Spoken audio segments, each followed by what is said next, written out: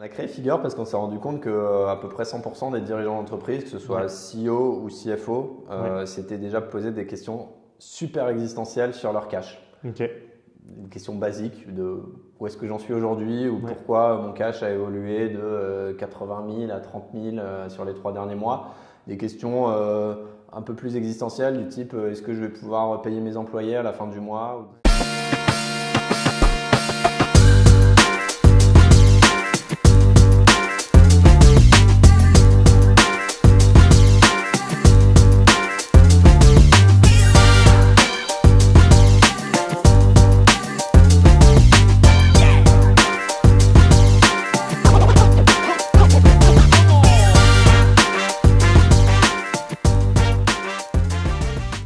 Hello François, merci de m'accueillir aujourd'hui pour ce nouvel épisode de mon podcast. Merci à toi. Comme j'ai l'habitude de le répéter à mes intervenants, j'ai une réelle volonté de créer un talk avec eux. C'est pour ça que je vais te demander ta présentation s'il te plaît et présenter un peu ton secteur d'activité, ta boîte. Ouais, ça marche. Écoute, bonjour à toi. Pour me présenter rapidement, donc moi François, je suis l'un des 2 fondateurs de Figure, qui est une société qu'on a créée en 2020 avec mon associé Geoffrey. Peut-être avant Figure, pour te présenter rapidement, j'ai fait une école de commerce, je suis sorti en 2017, je m'étais spécialisé en finance d'entreprise. J'ai travaillé pendant presque 3 ans dans les équipes de banque d'affaires chez HSBC à Paris. Et j'avais toujours été animé par cette fougue de l'entrepreneuriat, cette envie de créer. Et donc forcément après quelques années de salariat d'un job que vraiment j'aimais beaucoup, qui m'intéressait, qui m'intéresse toujours d'ailleurs, j'ai eu envie de me lancer dans l'entrepreneuriat parce que j'y pensais tout le temps. Donc j'ai commencé à en parler autour de moi, évidemment plutôt à des copains forcément. Et donc assez rapidement j'en ai parlé à Geoffrey qui est un de mes meilleurs amis d'enfance, on se connaît depuis qu'on a 6 ans. Pas mal d'années on va dire. Ouais, et alors lui pareil, il était super bien dans son job, au début curieux mais pas forcément chaud, et finalement assez rapidement on s'est mis à discuter de sujets finance, gestion financière, B2B, etc. parce que lui était également dans le secteur financier, il était actuaire chez Mazars pour être précis. Avec un profil plus tech. Donc déjà, on entrevoyait ce côté complémentarité, le business guy, le tech guy, très bien. Et on voyait que les sujets qui nous intéressaient étaient à peu près les mêmes. C'est-à-dire comme je te dis, les sujets fintech, gestion financière. Donc en fait, la démarche qu'on a eue, c'est qu'on a énormément benchmarké des produits fintech dans les pays anglo-saxons. On a regardé ce qui se faisait parce qu'on avait ce feeling, c'est pas un feeling, c'est connu que les pays anglo-saxons sont un petit peu en avance sur nous sur les sujets tech et en particulier sur les sujets fintech. Donc on a regardé, on a vu des modèles sympas sur les sujets du cash management. On s'est dit tiens, effectivement cash management, on avait pas mal d'amis entrepreneurs, c'est-à-dire CEO de petites boîtes, TPE, PME. On leur en a parlé et ils ont dit ouais, le cash c'est un vrai sujet. Enfin, quand je dors pas la nuit, c'est à cause de ça en général. Et du coup, on s'est dit ok, et tu dors pas la nuit à cause de ça, mais concrètement, qu'est-ce que tu utilises pour te rassurer sur les sujets de cash? Mon interface bancaire, mes interfaces bancaires, souvent j'en ai plusieurs en tant que dirigeant, même sur des petites boîtes. Et éventuellement, de temps en temps, je me fais un Excel. Mais on sentait qu'il y avait un vrai inconfort lié à ces sujets-là. Il y a 3 mois, j'avais 80 000 euros sur le compte, j'ai plus que 30 000. Je ne sais pas pourquoi, j'avais l'impression d'avoir gagné de l'argent entre deux. C'est dit waouh, c'est problématique en fait. Et c'était l'époque où, en fait, depuis 2017, tu as un certain nombre de directives à l'échelle européenne qui facilitent la récupération des données bancaires, qui s'appelle la DSP2, l'Open Banking, plus connu sous le nom d'Open Banking, qui pouvait faciliter évidemment l'émergence d'outils dédiés sur le sujet. Et donc, on s'est dit, on ne peut pas laisser les choses comme ça. On va créer un outil qui va être 100% focalisé là-dessus, c'est-à-dire donner une vision aux dirigeants sur sa trésorerie au passé, au présent et au futur. Concrètement, où est-ce que j'en suis aujourd'hui et comment est-ce que j'en suis arrivé là? Qu'est-ce qui s'est passé sur les derniers mois? Et surtout, comment est-ce que je vais pouvoir me projeter sur les mois à venir de manière à bien anticiper, prendre les meilleures décisions par rapport à mon business et réduire ce stress. Donc, on a bossé. À partir de 2020, on était full-time sur le projet. Ouais, parce que c'est quoi le lancement? C'est toi et ton associé, vous avez quitté votre job ou c'était quelque chose que tu t'avais planifié, ou vous aviez commencé à un peu brainstorm dessus encore en poste? Comment un peu ça se fait la transition du salariat à l'entrepreneuriat? En termes de temporalité, pour toi en tout cas. Pour nous en tout cas, en termes de temporalité, ce qui s'est passé, c'est qu'en 2019, on était dans cette phase de benchmark. On regarde ce qui se fait dans les pays anglo-saxons, on en discute entre nous, on s'aligne. Et à partir du moment où on a décidé ce qu'on voulait faire, on a posé nos démissions. Donc ça, c'était la fin 2019. Début 2020, on s'est mis full-time sur le projet. Mais au moment où on se met full-time, il n'y a rien. Bien sûr. Il n'y a pas une ligne de code. Et donc 2020, première ligne de code, premières itérations et avec les utilisateurs. On sort une première version de Figure en mars ou avril, au moment, c'était le premier confinement. Donc mars-avril 2020. Ça se passe plutôt bien puisque on a sur la base d'un MVP qui est vraiment un MVP, une version minimale du truc, on gagne quand même des premiers clients payants. Et c'était super important pour nous de réussir à faire payer les premiers clients parce qu'avoir du feedback c'est facile, et avoir du feedback de quelqu'un qui paye et qui a l'exigence de quelqu'un qui paye, même symboliquement 20 ou 30 euros par mois, c'est quand même très différent. Et donc rapidement, mars, avril, mai, on a 10, 20, 30 premiers clients au moment de l'été. Donc trop bien, on considère que ça valide le sujet. On décide du coup d'accélérer tranquillement, on fait une première petite levée de fonds, on lève 600 000 euros, on fait nos premiers recrutements. Et du coup ça nous permet début 2021 de commencer à vraiment accélérer commercialement. On met en place une vraie stratégie d'acquisition, là où au départ c'était vraiment contact, bouche à oreille, etc. Sur un SaaS que tu vends à ce prix-là, c'est compliqué. Donc 2021, c'est le début de l'accélération. 2022, on a quelques centaines de clients, on commence à avoir un petit peu de revenus récurrents. Donc on décide d'aller relever des fonds sur un tour de seed, on lève 2 millions. Donc ça, c'était l'été 2022. Et là, on est, tu vois, bientôt fin 2024, donc ça fait un gros 2 ans. On a encore énormément bossé, pas mal accéléré sur à la fois le développement du produit, les intégrations du produit à son écosystème, ça je t'en reparlerai. Tu m'en reparleras, c'est un sujet je pense important. Qui est important et pareil d'un point de vue commercial, énormément d'itérations sur notre stratégie d'acquisition, notamment notre mix marketing, l'accompagnement Customer Success qu'on a mis en place. On a une belle petite machine qui tourne bien. Pas mal de projets de développement à l'international, aller chercher aussi des plus grosses structures. Et donc là, on est en train de se relancer sur un nouveau process de levée de fonds pour continuer à accélérer et ouvrir cette nouvelle phase avec ces nouveaux projets. Aujourd'hui, Figure, c'est quoi comme échelle de… Vous êtes combien déjà dans l'équipe? On est une équipe aujourd'hui de 12 personnes. Et donc,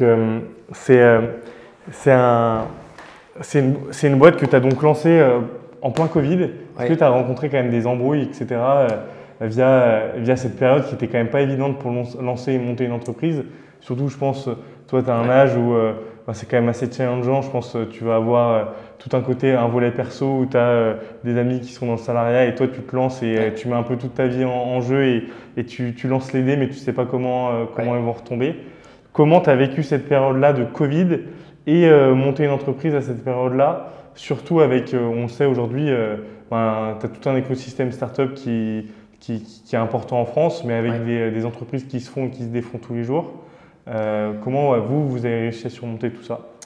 Le Covid, en fait, c'était une période qui était à double tranchant parce que, comme tu le sais, évidemment, c'est une période qui a mis à mal la trésorerie des entreprises. Forcément. Et nous, on est arrivé avec un outil de gestion de trésorerie. Donc forcément, on n'a pas eu de mal à minima attirer l'attention des dirigeants d'entreprise sur le sujet. On est tendu en trésorerie, comment ces gars-là ils vont pouvoir nous aider à nous rassurer. Donc ça, c'était le volet positif. Le volet négatif, c'est tout le monde était en panique, personne n'avait de sous. Et donc, même pour des abonnements à 50 euros par mois, les gens étaient très, très, très prudents. Donc, on était un peu entre les deux à ce niveau-là. Je pense que donc ça, c'est le volet business. Ensuite, il y a le volet finalement construction de la boîte, culture, équipe, où ça n'a pas été évident non plus parce qu'en fait, nos premiers recrutements, on les a fait en période de confinement, où on venait de recruter et on se reconfinait, des choses comme ça. Et en fait, super compliqué parce que quand tu crées ta boîte, un des gros enjeux, c'est de créer par là même la culture de ta boîte. Créer une illusion autour de tout ça, quoi. Exactement. Et en fait, très compliqué de le faire dans une configuration où finalement tu n'as pas tout le monde en présentiel, voire où toi-même tu es chez toi. Donc ça, honnêtement, ça a été un enjeu.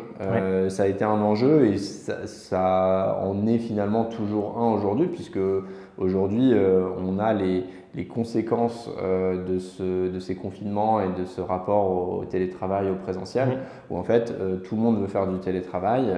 C'est devenu presque un critère de choix pour certains candidats. Donc nous, on a cette politique en interne, on est ravis de donner de la flexibilité à ceux qui veulent le faire, mais ça reste important pour nous et pour pas mal de boîtes, je pense, de pouvoir se voir physiquement, régulièrement, toutes les semaines, faire en sorte que tout le monde se rencontre, qu'il y ait des rituels, parce que je pense qu'on est une boîte où on a réussi à pas mal processer les choses. Tu vois, on est 12, on a réussi à atteindre des belles étapes. Donc ça montre qu'on est assez efficient dans notre production opérationnelle. Maintenant, on n'est pas des machines non plus, on est des humains, on a besoin de se parler. La machine à café, c'est pas un mythe. Et il y a toujours des choses qui se disent, qui se font et qui se préparent à la machine à café. Et donc ça, c'est je pense, un aspect super important qu'on a eu. Maintenant, voilà, sur les gros impacts du Covid, pour revenir à ta question, c'est ça. Aujourd'hui, je pense qu'on en est principalement sorti, même si voilà, on voit, et nous on le voit vraiment sur nos clients qui sont tous des petites entreprises, des TPE et des PME. Il y a encore des vraies difficultés, un vrai climat d'incertitude, et c'est pas un mythe qu'il y a tous les ans, je ne sais plus combien de milliers, centaines de milliers d'entreprises qui meurent. C'est un sujet, et d'ailleurs c'est pour nous l'une des premières raisons des résiliations qu'on a. C'est pas que la personne va arrêter, c'est juste que l'entreprise arrête d'exister tout simplement. Ok, et tu me parlais de levée de fonds tout à l'heure, c'est un sujet qu'on évoque souvent en podcast, etc., avec mes différents intervenants. On sait tous que c'est souvent des gros montants, etc. Mais concrètement, à quoi elle sert cet argent-là? Nous, alors, c'est… Parce que, tu vois, on voit souvent dans la presse, sur LinkedIn, etc., cette boîte a levé 10 millions, 5 millions, 2 millions, 500 000, tu vois, des montants qui paraissent dérisoires pour le commun des mortels. Mais à quoi concrètement cet argent va servir sur le développement d'une boîte et pour permettre d'atteindre des objectifs et des évolutions en termes de business, quoi. Je pense que, en tout cas, nous, dans notre cas, on s'impose quelque chose qui est que une levée de fonds, elle ne doit surtout pas servir à financer tes opérations. Si elle finance tes opérations courantes, ça veut dire juste que tu es une entreprise qui n'est structurellement pas rentable et que tu dois te financer artificiellement, enfin tu dois créer de la profitabilité artificiellement par du financement externe. Ce qu'on veut, et ce qu'on s'impose, c'est que la levée de fonds, elle serve à deux choses. Elle serve à la constitution de notre actif technique, c'est-à-dire notre logiciel Figure. Comment est-ce qu'on le développe? On sort de nouvelles fonctionnalités, on sort de nouvelles intégrations, on développe de nouvelles choses. Ça, c'est le premier point. Et évidemment, un actif qui soit matériel, immatériel, c'est quelque chose qui doit générer de la valeur future. Et donc, nous, dans notre cas, si on développe l'outil, c'est pour être capable de continuer à le vendre, c'est-à-dire rester compétitif. On est dans un marché où il y a beaucoup de concurrence, les produits se développent rapidement et donc il faut qu'on soit meilleur que les autres dans notre capacité à délivrer de la valeur pour nos utilisateurs sur les sujets de gestion financière. Donc rester compétitif et évidemment dans le meilleur des cas réussir à vendre de plus en plus cher, puisque plus tu vas délivrer de valeur, plus tu vas augmenter la propension à payer de tes utilisateurs. Et donc, c'est l'objectif business qui est fixé finalement pour notre équipe produit, c'est d'augmenter notre capacité à tous à vendre plus cher les abonnements qu'on délivre. Ça, c'est le premier point. Le deuxième point, c'est business pur, accélération de ta croissance. Tu as un rythme donné d'acquisition de clients. Comment est-ce que tu peux mettre un peu plus de gaz dans la machine pour faire en sorte d'accélérer, ce que tu ne te permettrais pas forcément de faire si tu étais autofinancé, parce qu'il faudrait maintenir des métriques de LTV sur CAC complètement pur et parfait. Là, en fait, en levant des fonds, tu vas t'autoriser, au lieu d'avoir un LTV sur CAC à 5, 6, 7, 8 fois, avoir un LTV sur CAC à 3, 4 fois. C'est-à-dire juste à la limite, flirter avec cette limite, mais pour te permettre d'accélérer, accélérer, mettre la priorité sur tes revenus et finalement franchir des paliers. C'est-à-dire aujourd'hui, on a 1000 clients, demain on en veut 5000, 10 000. Aujourd'hui, un client, il paye 1000 euros, demain il va payer 2000, 5000 euros par an. Et en fait, on va franchir des paliers comme ça. Et au moment où l'argent de la levée de fonds sera dépensé, en fait, on aura atteint des paliers qu'on n'aurait pas atteints, ou du moins pas atteints dans ce laps de temps. Et ça, c'est super intéressant et important dans un marché concurrentiel comme le nôtre. Honnêtement, je le dis sans complexe, nous, sur un marché comme le nôtre, c'est-à-dire du SaaS, B2B, FinTech, on ne peut pas ne pas lever de fonds. Tu ne peux pas ne pas lever de fonds parce que sinon tu vas être trop lent sur le développement de ton produit, tu vas te faire doubler, tu ne vas plus être pertinent. Ou tu ne vas pas aller suffisamment rapidement d'un point de vue croissance. Ok. Et tu parlais de prix là, il y a quelques instants. Comment tu prices un SaaS?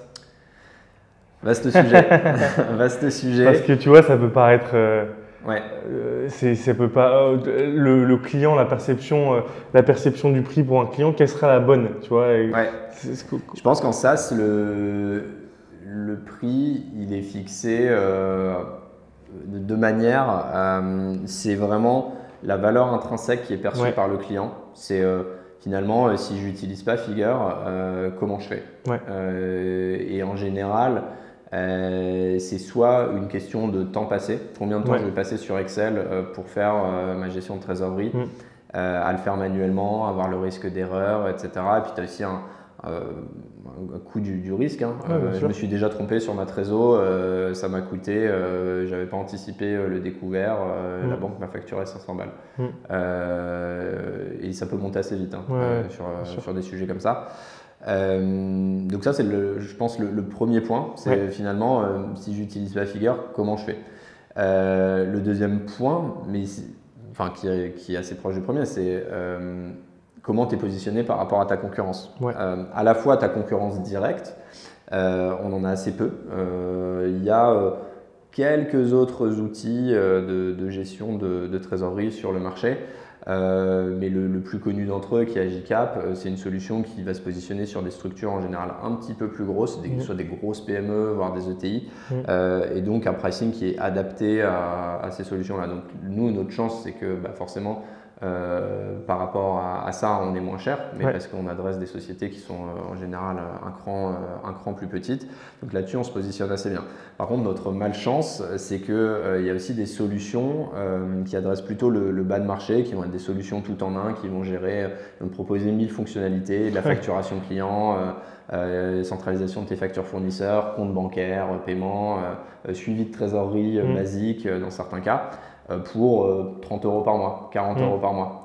Et dans ce cas, les gens vont arriver vers nous. Nous, aujourd'hui, notre tarif intermédiaire, il est à 100 euros par mois. Ouais, ce que j'ai te posé comme question. Les gens me disent, mais je ne comprends pas, Figure, vous avez une fonctionnalité, la gestion et prévision de trésorerie. Un tel, ils en ont 10, 20 comparé à vous et ils coûtent 2 fois moins cher. Comment c'est possible? Et en fait, la réponse, c'est que nous, on positionne Figure comme un outil premium que tu vas brancher sur ces outils-là. Tu n'en as pas besoin de Figure quand tu es 1, 2, 3 personnes dans ta structure parce que effectivement, ta priorité, c'est d'avoir un outil tout en un. En revanche, quand tu vas passer les 5 employés dans certains secteurs, parfois ça va être 6, parfois ça va être 10, parfois ça va être 20, tu vas avoir des besoins spécifiques et l'un des besoins spécifiques qui va émerger en premier, c'est la gestion du cash. Parce que tu ne peux pas la contourner en tant que dirigeant d'entreprise. Et dès que tu vas avoir des employés, grosso modo, tu vas mettre en place une structure de coûts fixes, des coûts variables qui vont induire un stress, que tu vas devoir assumer ces coûts. Et tu vas du coup devoir mettre en place une méthodologie dédiée pour ta gestion de trésorerie. À ce moment-là, tu vas avoir le choix entre Excel et Figure. Ouais. Il y en a un, je pense, plus intuitif que l'autre, voilà. On en parlera après. Et donc on en revient finalement sur la première méthode. C'est si je ne le fais pas sur Figure, je vais devoir le faire sur Excel, ou je le fais déjà sur Excel, qu'est-ce que ça me coûte Et donc voilà, nous, comment on a fixé nos prix. Après, à la fin, de toute façon, c'est encore une fois, et comme sur beaucoup de sujets, du test, des itérations. Nous, on l'a augmenté progressivement. À la base, je veux dire, on a lancé en mars-avril 2020, on était à 20-30 euros par mois. Aujourd'hui, notre panier moyen il est plus aux alentours d'une centaine d'euros par mois. Mais on y a été progressivement. On a dû augmenter nos prix 4 fois en 4 ans à peu près, mais parce qu'on y va par petits pas pour tester, et puis parce que aussi le produit se développe au fur et à mesure. Et donc après tu le sens, si tu es trop cher, de toute façon tes clients ils restent pas. Si tu n'es pas assez cher, tu le sens aussi. Ça génère en toi une frustration des gens qui se connectent 15 fois par jour, qui sollicitent ton support, etc. et qui payent pas assez. Donc voilà, c'est un peu la synthèse de tout ça.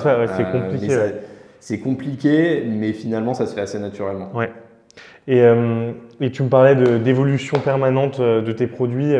Vous avez des équipes en interne de recherche, de codage. Vous avez quoi? Vous avez des développeurs qui s'occupent au quotidien de mettre à jour et en veille un peu tout ce qui se passe chez Figure. En fait, on a une équipe qu'on appelle Product and Tech.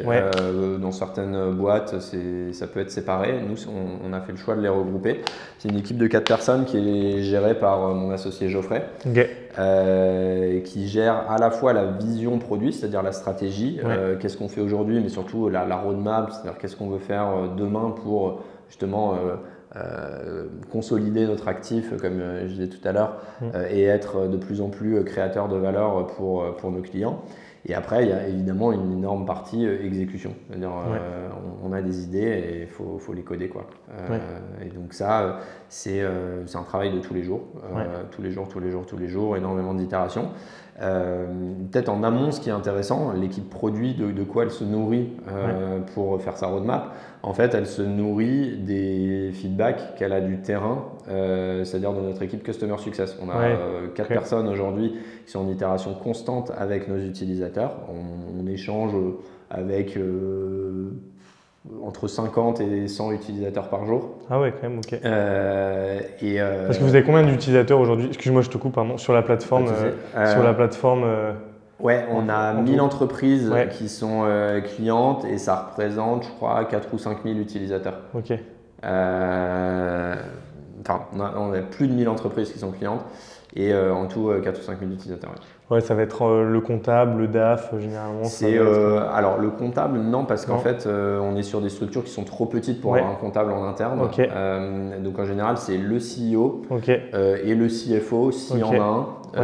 Sachant que sur les boîtes qu'on adresse, il est soit externalisé, c'est des DAF partagés sur plusieurs structures, soit internalisé sur les plus grosses structures. En général, c'est à partir de 40-50 personnes où tu vas commencer à avoir un DAF en interne. Et donc oui, ce que je te disais, c'est on a des équipes de Customer Success qui itèrent en permanence avec nos prospects, nos clients, en gros nos utilisateurs au sens large, et qui font remonter toutes les requêtes qu'on a de la part de nos utilisateurs. Un tel m'a dit ça, boum, en fait, le Customer Success va taguer Geoffrey dans le CRM, et Geoffrey derrière faire un énorme travail de synthèse de savoir telle feature, on nous l'a demandé 14 fois dans les 30 derniers jours, donc on considère qu'elle est pertinente, on la repriorise sur la roadmap produit. Ok. Et tu me parles des Customer Success. Tu vas comment tu vas aller chercher de nouvelles parts de marché et atteindre de nouveaux clients? C'est via ces équipes-là, ou tu as des sales aussi? Non, on n'a pas d'équipe sales d'une part, et les Customer Success d'autre part, ils ont uniquement un rôle de transformation des leads entrants. Donc comment on fait? et bah, pour accélérer, on a des leads entrants. Et on a des leads entrants qui viennent d'où? Qui viennent d'un énorme travail qu'on fait au niveau de notre équipe marketing. En fait, on a constitué ce qu'on appelle un mix marketing. C'est-à-dire qu'on a mis en place un certain nombre de campagnes sur différents canaux d'acquisition. Les principaux étant le référencement, référencement naturel, SEO Google, référencement payant, on appelle le SIA. Les canaux de réseaux sociaux, Meta notamment, en organique, en payant. LinkedIn un petit peu, LinkedIn un petit peu également, pareil en organique et en payant. Et voilà. Et en fait, l'idée c'est de créer ce qu'on appelle l'entonnoir marketing, donc le haut de funnel, le milieu de funnel, le bas de funnel. Comment tu te fais connaître de la part des utilisateurs, comment tu fais en sorte qu'ils déclenchent un intérêt vis-à-vis de ta marque, etc. Donc sur tout ce qui est le bas de funnel, c'est-à-dire les leads qui ont déjà une intention d'acheter, de s'équiper d'un logiciel de trésorerie, là c'est plutôt des requêtes liées au référencement. Donc gros, comment tu fais en sorte sur la requête logiciel de trésorerie d'être bien placé, comment tu fais le mec qui sait qu'il veut un logiciel de trésorerie, mais il va taper classement des meilleurs logiciels de trésorerie, donc tu vas avoir des sites qui référencent, etc. Pareil, il faut aller se référencer chez tous ces gens-là. Et puis après, tu as des gens qui ne savent pas encore, mais qui gravitent autour de cet univers, qui vont se poser des questions du type comment faire un plan de trésorerie, ou qui ne se posent même pas la question, et donc ça va être à toi de te présenter à eux. Et c'est là où c'est intéressant de faire du réseau social, parce que tu vas pouvoir faire de la vidéo, montrer, dire bah voilà, vous avez sûrement déjà eu ces problématiques de gestion de TVA, etc. etc. Vous êtes fait surprendre, ah bah oui, je me suis déjà fait surprendre, et donc je vais m'intéresser à la marque, donc ça fait un premier point de contact, et puis derrière tu vas le recibler, etc. Donc en fait, ce que je suis en train de dire, c'est qu'on essaie de manière 100% digitale de créer un maximum de points de contact avec nos utilisateurs, qu'ils soient déjà intentionnistes ou pas. On va les capter là où ils sont dans le funnel, et derrière on va à leur rythme les faire descendre en fonction des besoins qu'ils vont rencontrer. Et ça, c'est assez vertueux parce que du coup, au moment où ils arrivent en bas de pipeline, en bas de mon entonnoir, c'est qu'ils sont déjà un minimum éduqués aux problématiques qu'on va nous adresser. Et c'est à ce moment-là où ils vont créer un compte. Et donc nous, le flux qu'on envoie à notre équipe Customer Success, c'est uniquement des dirigeants qui se sont inscrits d'eux-mêmes. On ne les a pas forcés à s'inscrire. Et donc, en fait, notre approche, elle est super vertueuse dans la mesure où, derrière, quand on les rappelle, on leur dit, voilà, vous êtes inscrits sur Figure, je vous appelle pour faire connaissance, voir si je peux vous aider dans l'onboarding. On est bien reçu dans 99,9% des cas. Parce qu'en fait, ils ont une problématique de gestion de trésor. On est un outil de gestion de trésor, ils se sont inscrits, ils ont laissé leurs coordonnées, on les rappelle, on leur propose de les aider. Donc vraiment, ça se passe toujours bien. Et derrière, le produit répond ou il ne répond pas à la problématique, mais en tout cas, c'est une démarche qui est vraiment super vertueuse. Ok, trop cool. Et en termes de profil, vos clients, c'est quoi? T'as tout, je suppose. Ouais, c'est assez varié, mais le profil type, ça va être des entreprises principalement de 5 à 100 personnes, même si on commence à avoir des entreprises un peu plus grosses. On va rarement au-delà de 200, ceci dit. Notre interlocuteur, ça va être, comme je te disais, le CEO pour les entreprises de moins de 50 et le CFO en général pour des entreprises de plus de 50. Et en termes de secteur, on va avoir, ça va être assez hétérogène. On va avoir un biais lié à notre acquisition qui est que, en fait, comme on fait que l'inbound, nécessairement, notamment sur tout le bas de funnel, tu vas attirer plutôt des gens qui sont dans l'univers tech, digital, etc. Donc en fait, ça va très bien marcher sur toutes les boîtes tech, de services B2B, tu vois, évidemment les startups scale-up, tous les modèles d'agences, marketing, agences de développement, ça va très bien fonctionner, mais juste parce que ces boîtes, elles ont une appétence à la fois pour les sujets digitaux et pour les sujets de gestion. Et après, on va avoir un biais sur tous les business qui ont un besoin en fonds de roulement structurellement positif.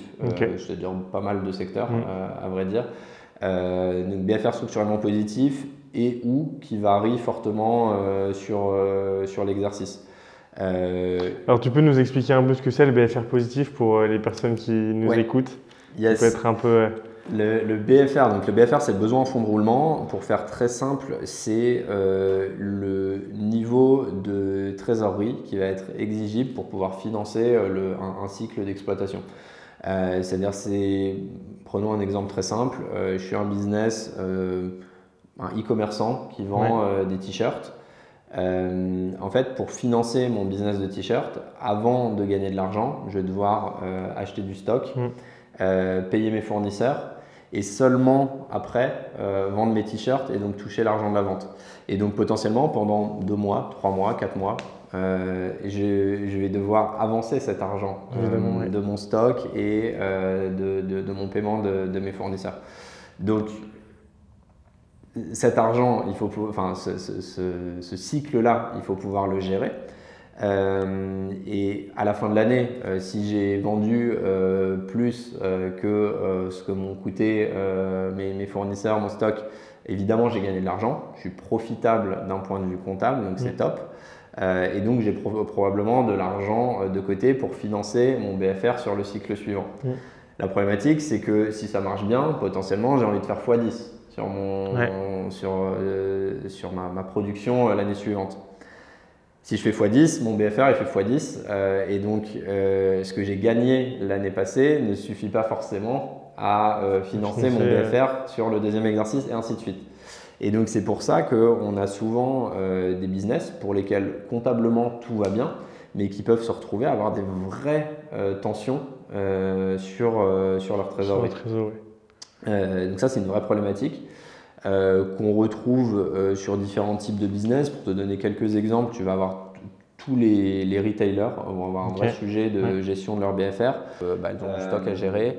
Elles ont en général énormément de fournisseurs sur lesquels elles peuvent gérer un certain délai de règlement qui peut du coup créer des comportements d'optimisation. C'est-à-dire je vais payer, attendre pour régler mes fournisseurs autant que je peux. Mais il y a un moment où il faut quand même les payer. Et donc ça se gère. Premier exemple, ça englobe mon exemple sur les e-commerçants. Je pense que c'est un cas assez typique. Et typiquement, les e-commerçants en croissance ont quasi systématiquement cette problématique de BFR. C'est d'ailleurs pour ça qu'il y a des solutions comme Carmen, Silver, etc. qui sont apparues pour financer la croissance des e-commerçants en partie. Et puis après, tu vas avoir par exemple tous les business industriels. Je sais pas, par exemple, je fabrique des boulons pour tel type, pour l'aéronautique par exemple. À la fois, je vais avoir une problématique à gérer sur mes fournisseurs et sur mon stock. Et puis derrière, quand je vais vendre mes boulons à Airbus, Airbus potentiellement va prendre 3-4 mois à me payer. Et donc pareil, ça doit se financer. Et même problématique, si j'accélère ma production d'une année à l'autre, je vais accroître mon BFR et ce qu'on appelle la variation du BFR qui doit être super surveillée. Ouais, c'est bien de pouvoir préciser un petit peu parce que de temps en temps, il y a des sujets. Je sais qu'il y a pas mal de gens qui nous écoutent qui sont soit étudiants, soit jeunes actifs, etc. Et c'est des mots de temps en temps qui nous parlent peut-être pas forcément. Et voilà. Et toi, si tu devrais dire un petit mot au François d'il y a quelques années, toi, tu te voyais déjà entrepreneur étant étudiant. Tu as eu le goût de l'entrepreneuriat en voyant, je sais pas, en ayant des inspirations ou même un environnement autour de toi, que ce soit familial, amical, etc. Comment, toi, déjà, ça t'est venu? Parce que tu me parlais que tu as toujours été un petit peu stimulé par ça. Et quel mot tu dirais au François d'il y a quelques années sur ce sujet? Alors comment ça m'est venu? Honnêtement, ce goût pour l'entrepreneuriat, je sais pas. Je pense que c'est la combinaison du fait que j'ai toujours aimé créer des choses, entreprendre des projets de zéro, mais dans tous les secteurs. Tu vois, typiquement en sport, j'aime lancer des défis et donc lancer des projets. C'est des choses qui me stimulent. Et par ailleurs, j'ai toujours été passionné de business. Enfin, tu vois, j'ai fait une école de commerce, je suis super intéressé par les sujets business, finance, etc. Et donc, je pense que c'était la logique pour moi d'essayer de réunir les deux, donc de créer ma boîte, lancer un projet sur un sujet business finalement. Quel conseil me donner à moi-même? Ouais. Ça, non, mais alors, à toi-même, aujourd'hui, j'en sais rien, mais tu vois, c'est une question que j'aime bien poser à les intervenants, parce que c'est quelque chose qui, entre le moment où tu t'es lancé et le moment où tu es aujourd'hui, tu vois, il y a quand même, là, il y a 4 ans, tu vois, qui se sont passés. Ce qui est quand même, l'entreprise a eu le temps de grandir et de vivre. Comment, toi, quelle chose tu n'aurais peut-être pas fait à l'époque que tu fais aujourd'hui, et quelle chose tu aurais peut-être aimé changer à l'époque et tu as pris un peu plus de recul? Je pense 2 choses. On savait en lançant notre boîte sur un secteur comme ça où c'est concurrentiel, où en fait tu lances un produit SaaS, y a des gens qui nous avaient dit et on les avait moyennement cru au début, waouh, vous lancez un SaaS, pour info, ça va prendre 2-3 ans avant que ça démarre vraiment. On a dit non, t'inquiète, nous le produit il est déjà précodé, ça va le faire, on est confiant. Non, vraiment, oui, ça prend du temps. Ça prend du temps. Je te disais, on a réussi à sortir un MVP rapidement, mais dans une vraie version robuste du produit, etc. Oui, ça prend du temps. Et la preuve, c'est que ça fait 4 ans, on est encore sur le développement et il y a encore plein de choses à faire. Donc, de toute façon, comme tu le disais, c'est des évolutions perpétuelles, sinon entre guillemets, t'es mort, quoi. Ouais, complètement. Donc c'est voilà le conseil que je me donnerais, mais que je pense qu'on a plutôt bien appliqué avec Geoffrey, malgré tout, c'est prépare-toi, ça va être long, ça va être difficile, il va falloir être résilient, mais vous allez y arriver. Et je pense qu'on est en plein dedans. Enfin, tu vois. Effectivement, ça prend du temps, c'est long, c'est difficile. Tous les jours, il y a des obstacles, mais globalement, on avance. On a déjà franchi des super belles étapes. Donc là-dessus, super content du chemin parcouru. Et peut-être le deuxième conseil que je me donnerais il y a quelques années, c'est essayer de lever des fonds encore plus vite, en fait, le plus tôt possible, parce que j'appliquerai pas ce conseil à tous les business, qu'on soit bien d'accord, mais sur un business comme le nôtre, dans un secteur comme le nôtre, en fait, c'est vraiment un facteur clé de succès, ta capacité à lever de l'argent rapidement, parce que ça te permet de débloquer, d'aller plus vite que la concurrence et du coup d'avancer, parce que tout simplement on est sur un marché où il y a pas mal d'acteurs, tout le monde ne sera pas encore là demain, je pense, et du coup, il faut aller plus vite que les autres, être plus compétitif que les autres, complètement. Et pour lever des fonds, tu fais quoi? Tu as des gens qui te sollicitent, ou tu vas toquer chez les fonds de private equity ou les business angels? Comment tu fais? En fait, lever des fonds, c'est de la vente. De manière indirecte, tu vends une partie de ta boîte, de ton capital. Donc, c'est de la vente, il faut le structurer comme un process de vente. C'est-à-dire, je crée ma plaquette commerciale qu'on appelle le deck dans un contexte de levée de fonds. Et derrière, je vais faire une liste de mes prospects, mes investisseurs potentiels. Dans notre cas, effectivement, sur les premiers tours, ça a été des business angels, family office, etc. Maintenant, c'est plus des fonds de venture capital. Tu fais ta liste et derrière, tu les contactes.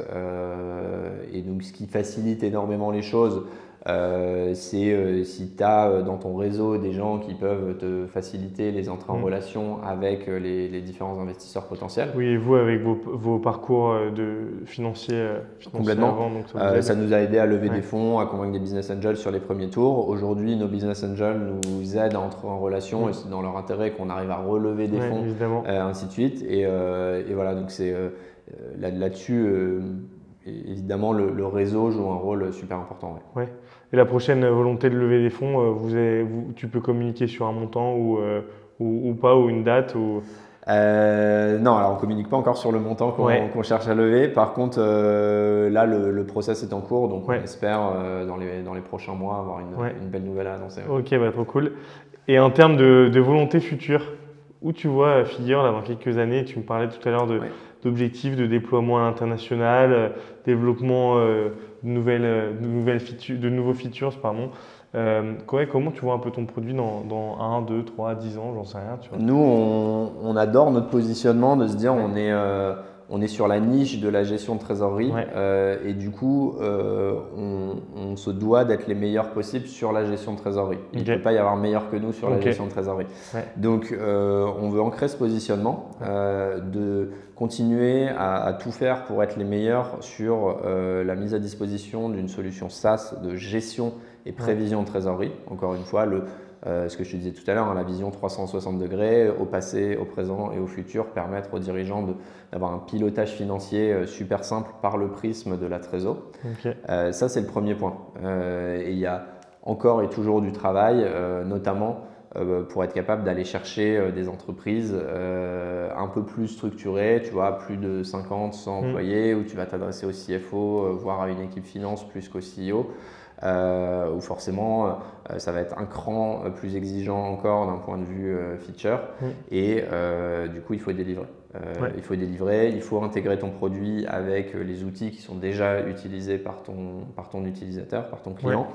Et donc ça, il y a encore et toujours du travail là-dessus. Et il y a encore du travail aussi parce que, comme tu le disais, on veut effectivement aller à l'international. Donc, comment tu implémentes un produit comme le tien international? Parce que utiliser LinkedIn, Insta, l'Ads, le SEO, etc., je pense que c'est un tout autre métier, quoi. En fait, tu vois, tout à l'heure, je te parlais de mix marketing sur la France.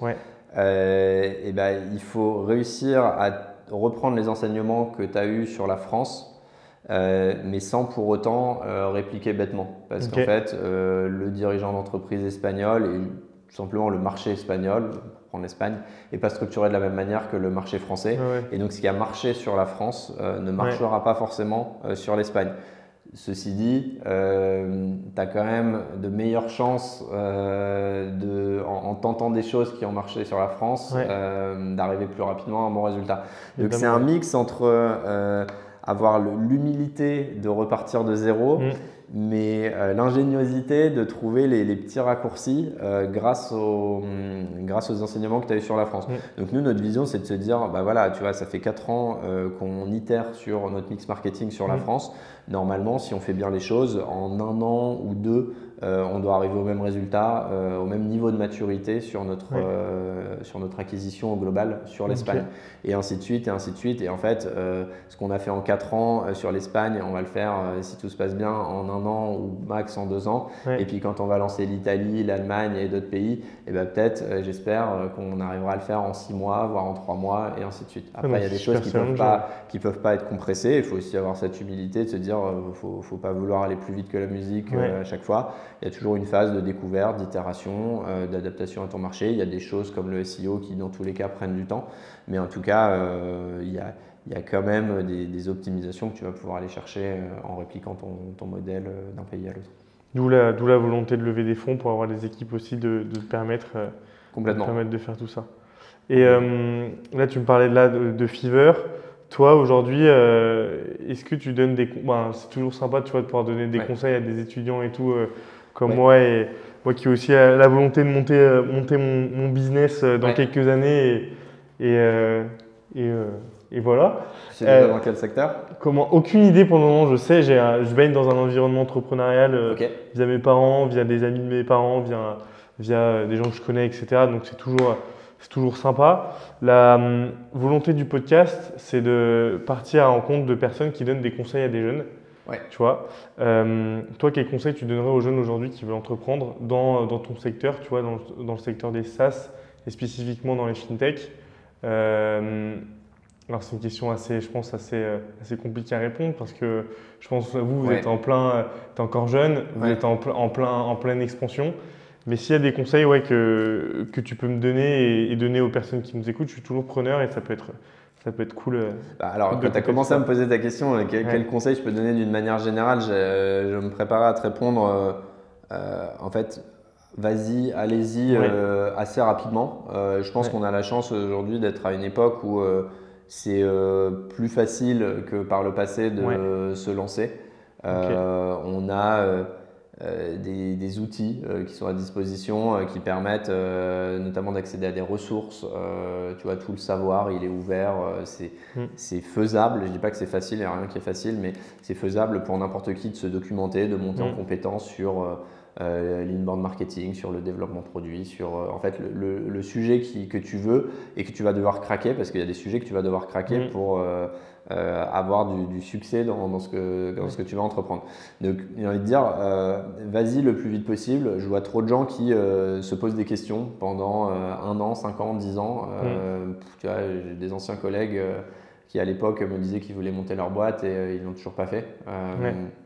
Parce que les gens se posent des questions et peut-être se créent des schémas, s'enferment dans des schémas où derrière ils n'arrivent pas à s'en sortir.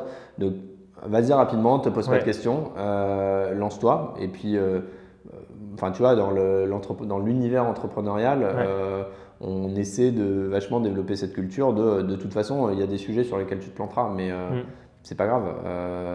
Si tu te plantes sur un sujet, tu auras appris et tu vas progresser, tu vas avancer et tu feras mieux la fois d'après, que ce soit sur le même projet, sur un sujet différent ou sur un autre projet. Donc ça, c'est, je pense, mon conseil général, c'est vas-y, te pose pas de mille questions, fonce et en fait, de toute façon, les problèmes, tu vas en avoir et ça sert à rien d'essayer de les anticiper trop. Maintenant, tu m'as posé la question sur un jeune qui voudrait se lancer sur un sujet SaaS. Là, ma réponse, elle est peut-être un tout petit peu plus nuancée.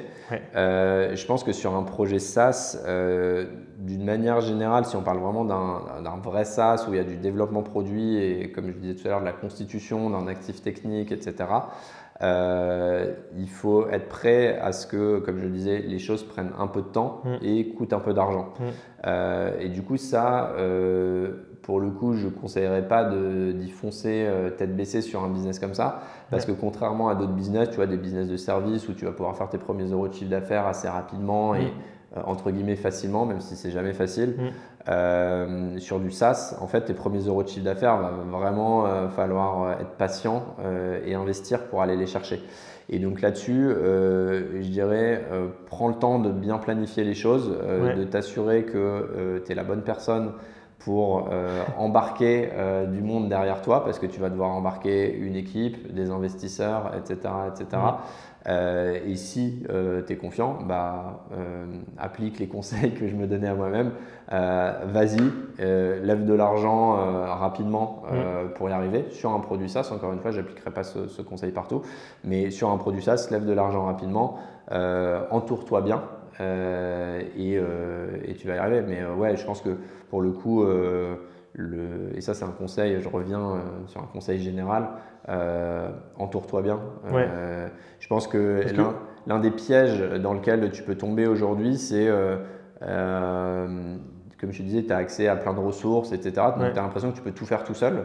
Et théoriquement, oui, tu peux tout faire tout seul. Je veux dire, moi, si je ne suis pas dev, mais si je veux apprendre à coder, il suffit que je prenne 5 ans pour le faire et dans 5 ans, je serai dev. Mais c'est pas comme ça que ça marche. Donc, il faut que je m'entoure et c'est ça qui fait le succès de ton projet. Donc, bien s'entourer, c'est trouver les bons associés. Ça, c'est compliqué, ça. Ceux qui vont te faire progresser, c'est un vrai sujet.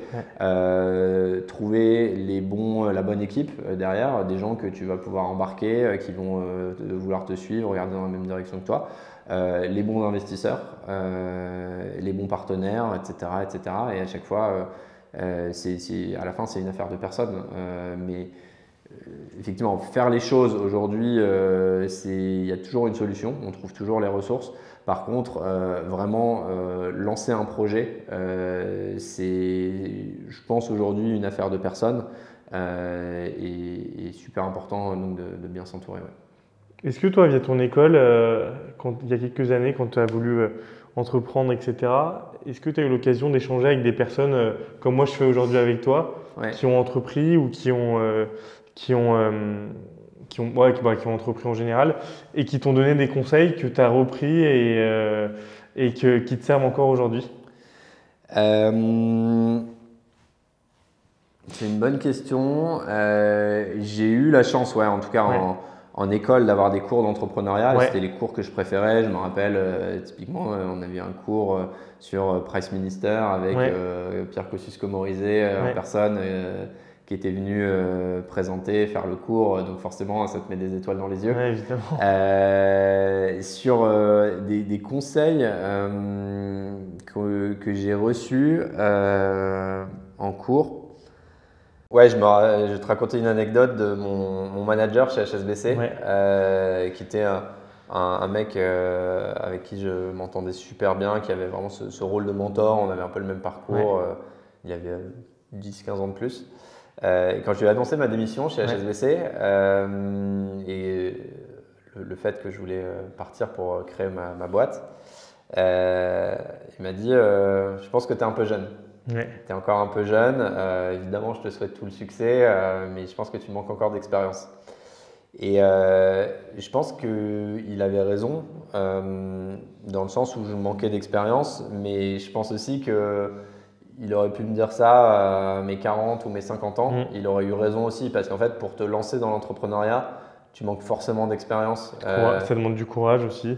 Ouais, et en fait, tu vas forcément rencontrer des problèmes, des épreuves que peu importe ton niveau d'expérience, tu les rencontreras forcément. Et donc, ça rejoint le conseil que je te donnais tout à l'heure de en fait, lance-toi, vas-y, n'aie pas peur, parce que de toute façon, les problèmes, tu vas les rencontrer. Donc, ça ne sert à rien de tous chercher à les anticiper, te former, etc. Lance-toi. Et les vrais sujets sur lesquels tu dois monter en compétence, tu as aujourd'hui les moyens pour le faire. Et donc, moi, ça a été ça mon raisonnement. Je m'attendais, tu vois, typiquement pas en montant Figure à ce que le marketing, l'inbound marketing dont je te parlais tout à l'heure, ait un rôle aussi important dans le succès de la boîte. Entre Geoffrey et moi, c'est moi qui ai la casquette business. Si l'un de nous deux devait monter en compétence là-dessus, ça devait être moi. Donc, j'ai fait ce qu'il fallait, je suis monté en compétence. Tu fais des podcasts maintenant. Par exemple, voilà, exactement, mais c'était pas un truc que j'avais prévu. Et donc en fait, j'aurais pu passer un an à me former aux meilleures méthodes de vente pour SaaS B2B. Le fait est que en fait, en lançant Figure, on s'est rendu compte que sur la cible qu'on adresse aujourd'hui, c'est pas des skills de vente qui font la différence, en tout cas pour l'instant, pas sur la cible qu'on adresse, mais c'est plus notre capacité à être très bon sur l'inbound marketing. Et ça, il fallait que je le lance en fait pour le savoir. Ok, trop cool. Et ben, en tout cas, merci François pour cette intervention, c'était bien cool. J'espère que les personnes qui nous écoutent ont bien apprécié tout ça et n'hésiteront pas à aller voir ce que fait Figure. J'ai un petit jeu que je fais habituellement avec mes intervenants, j'aime bien le faire, c'est tu as 1 minute pour pitcher ta startup. Ok. Donc voilà, je vais récupérer mon téléphone pour chronométrer tout ça. Ah ouais, c'est… Après mais écoute… mais je trouve ça plutôt cool et même… Challenge accepted. Allez, parfait. Et ben, dans 3, 2, 1, c'est parti. On a créé Figure parce qu'on s'est rendu compte qu'à peu près 100% des dirigeants d'entreprise, que ce soit CEO ou CFO, s'étaient déjà posé des questions super existentielles sur leur cash. Une question basique de où est-ce que j'en suis aujourd'hui ou pourquoi mon cash a évolué de 80 000 à 30 000 sur les 3 derniers mois. Des questions un peu plus existentielles du type est-ce que je vais pouvoir payer mes employés à la fin du mois ou d'ici 2 mois? Est-ce que je vais pouvoir continuer l'activité, pas mettre la clé sous la porte? Et en fait, quand on a creusé pour comprendre quelles solutions étaient utilisées par ces CEO ou ces CFO pour répondre à ces problématiques, on s'est rendu compte que soit ils utilisaient leur interface bancaire, soit ils utilisaient Excel. Dans les deux cas, ça nous a semblé 100% insuffisant. Parce que ces deux solutions, elles vont t'offrir une vision statique qui ne va pas être dynamique, qui ne va pas s'actualiser, qui ne va pas te donner de flexibilité. Et donc, on s'est mis en tête de créer une Allez, t'es un peu drabe. Allez, c'est sympa, putain, ça passe vite. De créer une solution qui va te donner une vision 100% focalisée sur ta trésor, c'est-à-dire te permettre de comprendre où est-ce que tu en es aujourd'hui, comment est-ce que tu en es arrivé là et comment est-ce que tu peux te projeter sur les mois à venir. Donc le passé, le présent, le futur. Ok, trop cool. En tout cas, merci. Merci à toi. Tu as des petits réseaux sur lesquels communiquer, tu as envie de partager, que ce soit le tien en perso ou même ceux de la boîte? Ouais, écoute, moi le réseau pro que j'utilise, c'est LinkedIn, de manière assez classique, pas surprenant. Donc sur LinkedIn, on peut me suivre, on essaie de publier un maximum de contenu. Idem sur le LinkedIn de la boîte, c'est là qu'on publie les actualités, les nouveautés produits, les partenariats, etc. Et voilà, en termes de réseaux sociaux, c'est le seul à peu près que j'utilise, ou alors Strava sinon en perso, pour le sport. Ok, trop cool. Et en tout cas, merci François et plein de bonnes réussites et plein de bonnes choses pour. Merci à toi aussi. Ouais, merci beaucoup. Merci d'avoir écouté cet épisode. J'espère que vous avez trouvé l'échange inspirant. Si vous avez aimé ce que vous avez entendu, n'oubliez pas de vous abonner pour ne pas manquer un de nos prochains épisodes.